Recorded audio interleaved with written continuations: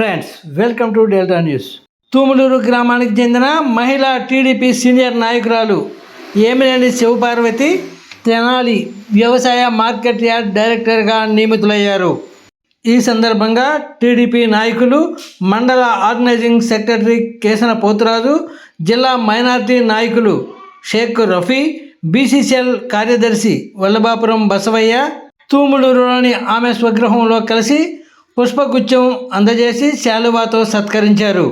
ఈ సందర్భంగా శివపార్వతి మాట్లాడుతూ తెనాలి యార్డు డైరెక్టర్ పదవి రావడానికి విశేష కృషి చేసిన ఎమ్మెల్సీ అలపాటి రాజేంద్ర ప్రసాద్ గారికి, అలాగే మండల టీడీపీ నాయకులకు ఆమె ధన్యవాదాలు తెలియజేశారు.